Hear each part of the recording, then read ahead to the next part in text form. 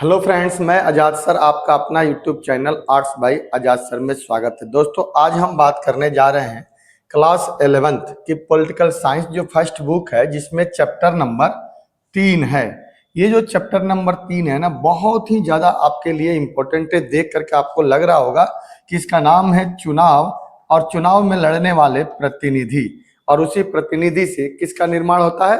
प्रतिनिधित्व का। ठीक है, तो आज हम दोस्तों यही पहचान करेंगे और यही पढ़ने की कोशिश करेंगे जो आपके एग्जाम के व्यू से सबसे ज्यादा महत्वपूर्ण क्वेश्चन है, चुनाव और प्रतिनिधि का। जहां पे हमें ये समझना है, क्योंकि लोकतंत्र का सबसे बड़ा आधार अगर कोई चीज होता है ना, वो होता है चुनाव। और चुनाव में खड़े हुए प्रतिनिधि, कि वो प्रतिनिधि कैसे हैं, और जब उस प्रतिनिधि को हम चुन लेते हैं तो वही प्रतिनिधि हमारे ऊपर नेतृत्व करने लगता है, तो उसे हम प्रतिनिधित्व कहते हैं। कि वो अब हमारा क्या करने लगा? प्रतिनिधित्व करने लगता है। तो चलिए दोस्तों, आज हम बिना लेट किए हुए ये समझने की कोशिश करते हैं और जानने का प्रयास करते हैं कि क्या है इस चैप्टर में। देखिए, चुनाव और प्रतिनिधित्व की जब हम बात करेंगे दोस्तों, तो इसमें हम थोड़ी थोड़ी बातों को धीरे धीरे समझने की कोशिश करेंगे। पहले तो हम ये देखने की कोशिश करेंगे कि इसमें टोटल हमें पढ़ना क्या है और क्या क्या समझना है इसके लिए। तो कह रहा है कि हमने अपने संविधान में जिस चुनाव पद्धति को स्वीकार किया गया है, हम उसके महत्व और चुनाव कराने के निष्पक्ष मशीनरी से संबंधित संवैधानिक प्रावधानों को समझने की कोशिश करेंगे। कितनी अच्छी बात है कि पूरे इस बुक में हम क्या पढ़ेंगे? तो हमने जो संविधान में जिस चुनाव पद्धति को अपनाया है, यानी हमारे यहाँ जो चुनाव की पद्धति है, ये चुनाव की पद्धति हमने कैसा अपनाया है? दो तरह की। एक तो चुनाव में हम प्रत्यक्ष विधि, और एक हमारा क्या होता है? अप्रत्यक्ष। जैसे हमारे यहाँ हम जब चुनाव की बात करते हैं तो इसमें हम दो तरह की विधि अपनाते हैं। एक हमारा होता है प्रत्यक्ष विधि, यानी हम चुनाव के लिए कौन सी विधि का प्रयोग करेंगे? प्रत्यक्ष, यानी डायरेक्ट। पॉलिटी की भाषा में दोस्तों इसे हम सर्वाधिक वोट से जीत की प्रणाली कहते हैं। क्या बोलते हैं हम इसे? सर्वाधिक वोट से जीत की प्रणाली। सर्वाधिक वोट से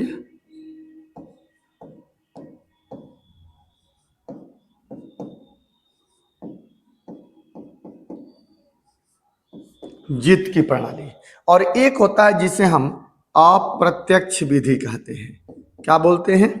अप्रत्यक्ष विधि कहते हैं, जिसका मतलब होता है समानुपातिक प्रतिनिधित्व प्रणाली। समानुपातिक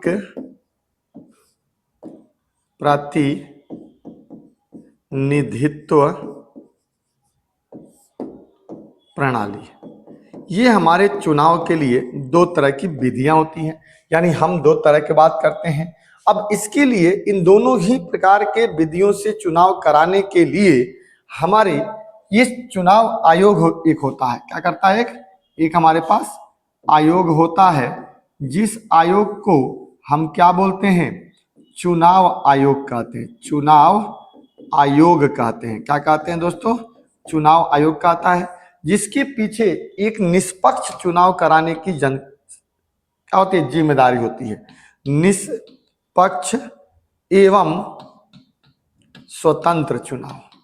कैसा भी हो, स्वतंत्र भी हो और निष्पक्ष चुनाव कराने की जिम्मेदारी किसके पास होती है? चुनाव आयोग। तो हम इन विधियों को पढ़ेंगे, चुनाव आयोग को भी समझने की कोशिश करेंगे। इसी संबंध में संविधान के प्रावधानों को भी संशोधित करने के लिए जो तरीके सुझाए गए हैं, हम उनका भी अध्ययन करेंगे। यानी हमारे संविधान में जो प्रावधान हैं और उनके लिए संशोधन की जो व्यवस्था की गई है, अमेंडमेंट की, उसकी भी चर्चा करेंगे। साथ ही दोस्तों, अध्ययन को इस अध्याय में हम पढ़ने से हमें निम्नलिखित बातों की जानकारी भी प्राप्त होगा कि लोकतंत्र के प्रकार। दूसरी बात क्या करेंगे? हम यहाँ पर लोकतंत्र के प्रकार भी पढ़ेंगे कि लोकतंत्र के कितने प्रकार होते हैं, यानी प्रत्यक्ष लोकतंत्र और अप्रत्यक्ष लोकतंत्र की दोस्तों बात भी करेंगे। फिर भारत में चुनाव प्रणाली कैसे होती है, चुनाव और लोकतंत्र के क्या रिश्ते हैं, इन सब सारे चीजों के निर्वाचन क्षेत्र के आरक्षण के बारे में हम समझने की कोशिश करेंगे। और जब ये सारी बातें पढ़ेंगे तो दोस्तों हम पूरे ये चैप्टर को कंप्लीट करेंगे। ये चैप्टर आपके लिए चुनाव के दृष्टिकोण से, एग्जाम के व्यू से सबसे ज्यादा महत्वपूर्ण है, क्योंकि हमारी पूरी लोकतंत्र का पिलर ही क्या है, चुनाव है। और इसी चुनाव के आधार पर हम अपना लोकतंत्र चुनते हैं, अपनी सरकार चुनते हैं। जो सरकार हमारे हुआ चुनी हुई होती है हमारे लिए काम भी करती है। तो चलिए दोस्तों, आज हम भूमिका में ये बात हमने कहा कि क्या क्या हम पढ़ेंगे। इसमें सबसे पहले हम एक एक करके समझने की कोशिश करते हैं। सबसे पहले तो दोस्तों हम ये समझने की कोशिश करते हैं कि जो ये चुनाव है, ये चुनाव होता क्या है। तो लोकतंत्र में देखिए, हम लोकतंत्र में रहते हैं, लोकतंत्र हमारे भारत का पुराना है, हम लोकतंत्र में विश्वास भी करते हैं। कहते हैं कि लोकतंत्र में चुनाव क्या है, तो जिस विधि के द्वारा जनता अपने प्रतिनिधि को चुनती है उसी को हम चुनाव कहते हैं। कह रहा है कि लोकतांत्रिक व्यवस्था में जनता जिस विधि के द्वारा अपने प्रतिनिधि चुनती है उसे ही चुनाव या निर्वाचन कहते हैं। क्या कहते हैं, चुनाव या निर्वाचन कहते हैं। अर्थात चुनाव क्या है, तो चुनाव एक प्रकार की एक विधि है। क्या है जी, विधि है। अब इसी विधि के द्वारा हम क्या करते हैं, अपना प्रतिनिधि चुनते हैं। तो अब कहता है कि इस विधि में कौन सी विधि आती है दोस्तों, तो अभी हमने कहा कि यह विधि दो तरह की होती है। एक विधि को हम प्रत्यक्ष विधि कहते हैं, डायरेक्ट हम कहते हैं, प्रत्यक्ष विधि एक होती है, और दूसरी जो हमारी होती है उसे हम अप्रत्यक्ष विधि कहते हैं। क्या कहते हैं, अप्रत्यक्ष विधि कहते हैं। ये दोनों ही प्रकार के चुनाव के माध्यम से हम अपना एक व्यक्ति चुनते हैं जिसे हम अपना प्रतिनिधि कहते हैं, और वही प्रतिनिधि आगे चल करके हमारे ऊपर प्रतिनिधित्व करना शुरू करता है। तो अब आपको समझ आ गया कि चुनाव क्या है। तो लोकतांत्रिक प्रक्रिया में जिस विधि के द्वारा जनता अपने प्रतिनिधि को चुनती है उसी विधि को हम क्या कहेंगे, चुनाव कहेंगे। वही बात। अब आता है कि प्रतिनिधि किसे कहते हैं।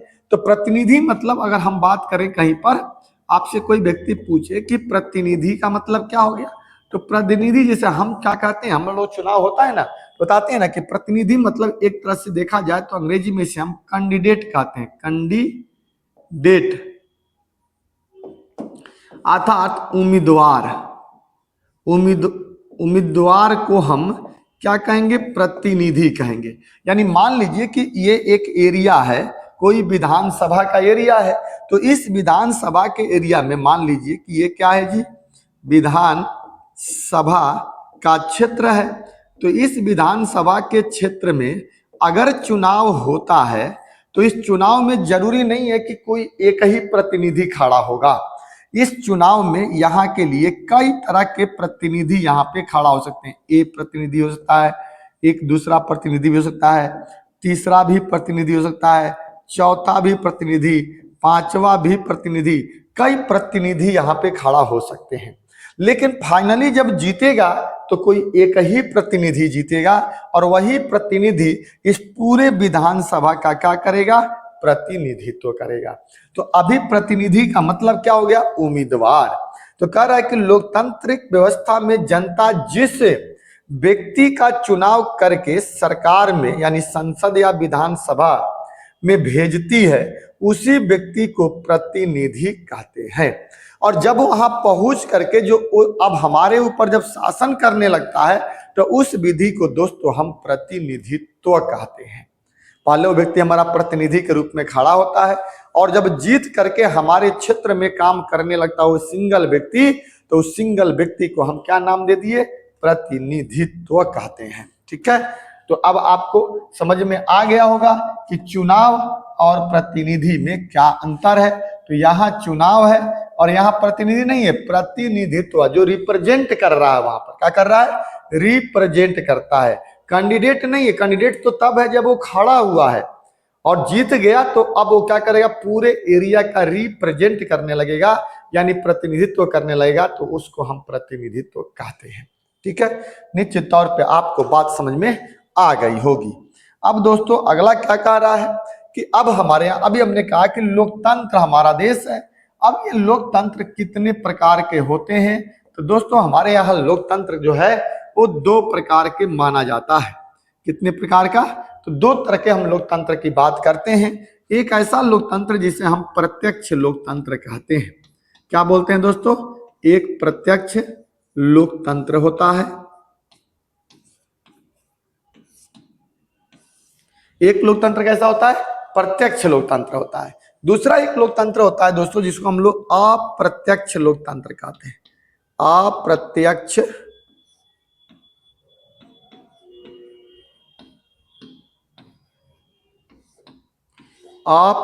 लोकतंत्र कहते हैं।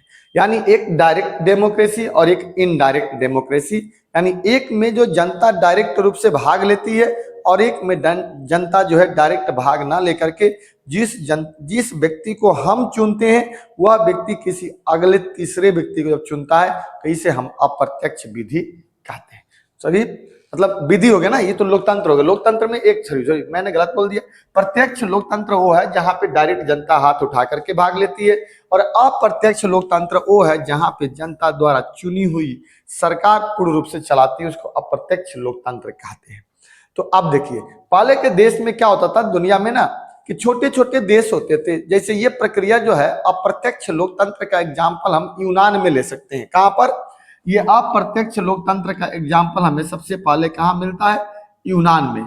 क्योंकि यूनान, जिसे आज के डेट में हम ग्रीस कहते हैं, ये एक छोटा सा देश था। क्या था? छोटा देश था। और छोटा देश होने के नाते यहाँ पर क्या थे? जनसंख्या कम थी। क्या था? जनसंख्या कम थी, अर्थात आबादी जो थी वो कम थी। जनसंख्या क्या थी?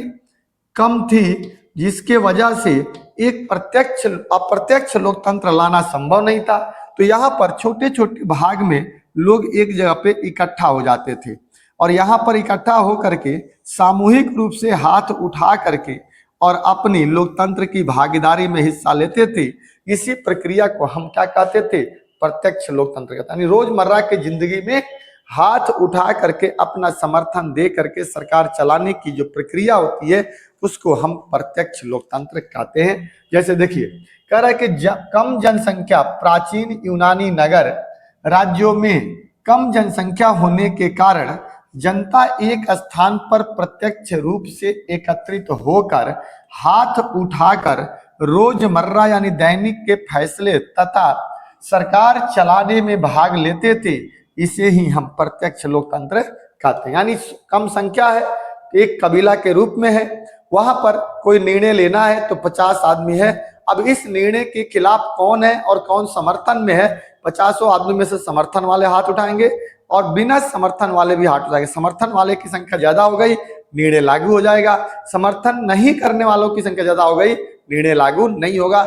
ये प्रक्रिया ही हमारी लोकतांत्रिक व्यवस्था में प्रत्यक्ष लोकतंत्र कहलाता है। और जब अप्रत्यक्ष लोकतंत्र में जनता जिस व्यक्ति को चुनती है वो जाकर के सदन में बैठ करके और तब जनता के बारे में वो निर्णय लेता है, तो उसे हम अप्रत्यक्ष लोकतंत्र कहते हैं। अब देखिए, भारत में अप्रत्यक्ष लोकतंत्र है। आधुनिक विशाल जनसंख्या वाले राष्ट्र में प्रत्यक्ष लोकतंत्र व्यवहारिक नहीं रहा। यानी जो बड़ा देश है आधुनिक जमाने में, उसमें आबादी ज्यादा है, जनसंख्या ज्यादा है, तो वैसे स्थिति में अब वहां पर कैसे प्रत्यक्ष लोकतंत्र हो पाएगा? कैसे हम हाथ उठा करके निर्णय ले पाएंगे? तो ऐसी स्थिति में आधुनिक विशाल जनसंख्या वाले राष्ट्र में प्रत्यक्ष लोकतंत्र व्यवहारिक नहीं था। आम जनता प्रत्यक्ष रूप से एक स्थान पर एकत्रित होकर सीधे सरकार की कार्रवाई में भाग नहीं ले सकती थी, क्योंकि आबादी ज्यादा था। ठीक है, इसलिए अपने प्रतिनिधियों को भेजकर सरकार में अपनी उपस्थिति दर्ज कराई जाती है। तभी तो हम अपने व्यक्ति को चुनते हैं और उसको सदन में भेज करके हम अपनी उपस्थिति करते हैं। इसीलिए जो व्यक्ति चुन के जाता है ना, वो अपने जनता का प्रतिनिधि करता है, वो अपने जनता को रिप्रेजेंट करता है, वहां जाकर के जनता के लिए लड़ाई लड़ता है, जनता के लिए हक की बात करता है। और इसे ही हम अप्रत्यक्ष लोकतंत्र कहते हैं। ये व्यवस्था भारत में भी आपको देखने को मिलता है। भारत में भी कैसी लोकतंत्र है?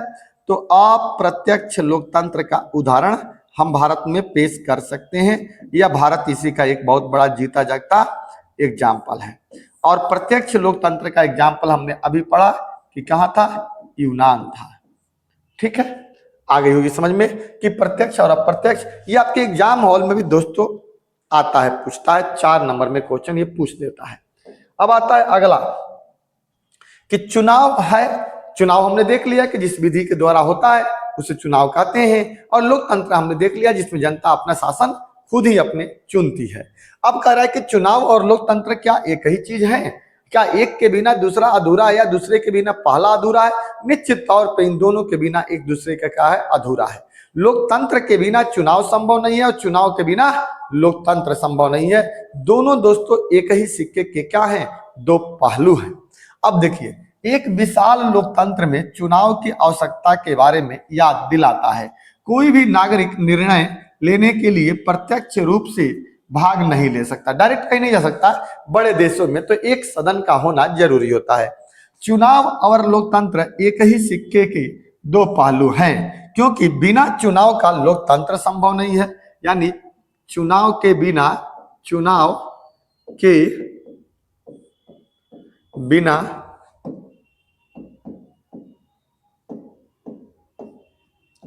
लोकतंत्र संभव नहीं है, जबकि लोकतंत्र के बिना भी चुनाव संभव नहीं है। इसलिए दोनों एक ही सिक्के के पहलू हैं। लोकतंत्र चुनाव के बिना अधूरा है, तो चुनाव लोकतंत्र के बिना महत्वहीन है। ठीक है, तो दोनों क्या है? एक दूसरे के पहलू हैं। हम अपने पसंद से प्रतिनिधि चुनते हैं और इसीलिए चुनाव महत्वपूर्ण हो जाता है, क्योंकि हमारा प्रतिनिधि उसमें खड़ा होता है, हम उसे चुनते हैं। भारत में चुनाव पूरी लोकतांत्रिक प्रक्रिया के माने जाने प्रतीक हो गया है। यानी भारत में जो चुनाव है एक लोकतंत्र का सबसे बड़ा क्या है? पिलर है, और वो एक प्रतीक है दुनिया के देशों के लिए।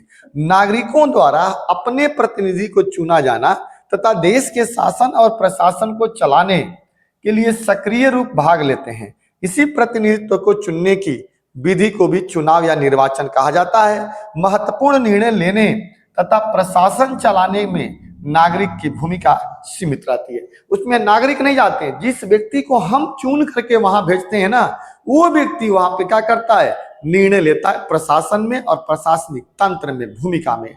हम तो केवल अपना एक रिप्रेजेंटेटिव वहां भेजते हैं जो हमारा प्रतिनिधित्व करे, हमारे हक की लड़ाई लड़े, सदन में जब कानून बने तो वहां हमारे लिए बात करे, नहीं कि वहां जा करके तानाशाही की बात करे।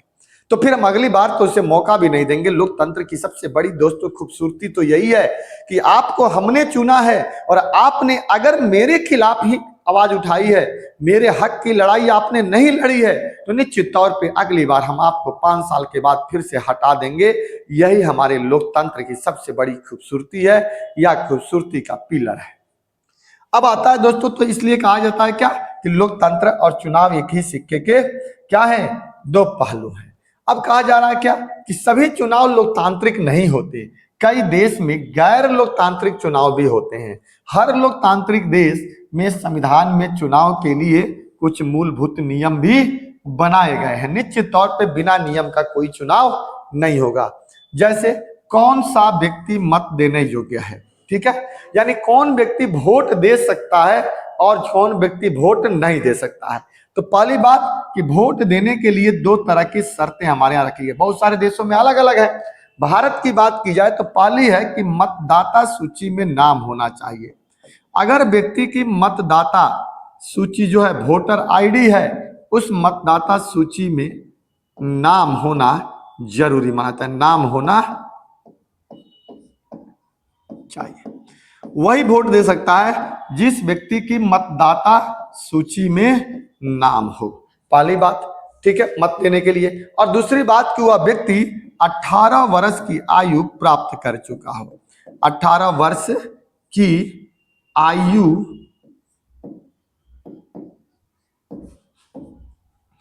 प्राप्त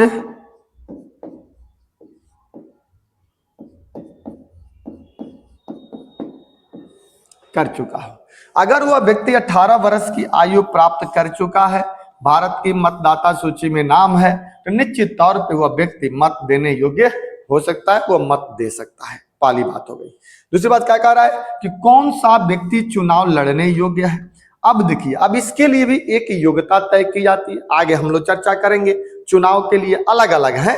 जैसे मान लीजिए कि कोई व्यक्ति पंचायत का चुनाव लड़ रहा है, तो पंचायत का जब चुनाव लड़ रहा है तो इसके लिए सबसे पहले जरूरी है कि उसकी उम्र 21 वर्ष होनी चाहिए, भारत का नागरिक होना चाहिए, वोटर आईडी में उसका नाम होना चाहिए, पागल दिवालिया नहीं होना चाहिए, किसी प्रकार के लाभ के पद पे नहीं होना चाहिए, आपराधिक पृष्ठभूमि से नहीं होना चाहिए। और यही स्थिति लोकसभा के चुनाव या विधानसभा के चुनाव में भी लागू होता है, बशर्ते कि केवल वहां पर एज बदल जाता है। विधानसभा के लिए 25 वर्ष और लोकसभा के लिए भी 25 वर्ष की आयु हो जाती है। वही कोई राज्यसभा का चुनाव लड़ता है तो 30 वर्ष, विधान परिषद का चुनाव लड़ता है तो 30 वर्ष। बाकी सबकी योग्यता वही होती है कि भारत का नागरिक हो, किसी लाभ के पद पे ना हो, उम्र अलग अलग, विधानसभा के चुनाव के आधार पर लोकसभा के चुनाव पे उम्र अलग अलग होती है, पागल ना हो, दिवालिया ना हो, भारत की मतदाता सूची में नाम हो और आपराधिक पृष्ठभूमि का ना हो, किसी लाभ के पद पर ना हो, तो वह व्यक्ति भारत में चुनाव लड़ सकता है। तो ये भी होना चाहिए। चुनाव का देख रेख कौन करेगा, इसके लिए भी एक हमारे यहाँ संस्था होती है जिसे हम क्या कहते हैं, चुनाव आयोग कहते हैं। क्या कहते हैं, चुनाव आयोग एक संस्था है जिसके अंदर कुछ लोग होते हैं जिसे हम चुनाव आयुक्त कहते हैं। ठीक है, चुनाव आयुक्त कहते हैं, अर्थात इलेक्शन कमिश्नर होता है, इसी इसको हम लोग कहते हैं। और यही व्यक्ति इस संस्था के अंदर में चुनाव कराने की जिम्मेदारी रखता है। फिर मतदाता अपना प्रतिनिधि कैसे चुनेंगे, ये भी एक विधि होती कि प्रत्यक्ष चुनेंगे या अप्रत्यक्ष चुनेंगे। इन विधियों के आधार पर हम चुनाव में इलेक्शन कराते हैं। तो ये चारों को हम देखने की प्रयास करेंगे कि कौन कौन होते हैं। ये हमने बताया आपको कि जैसे कौन सा व्यक्ति मत देने योग्य है, तो वही मत दे सकता है जो क्या है, मतदाता सूची में नाम है, 18 वर्ष की आयु प्राप्त कर चुका है।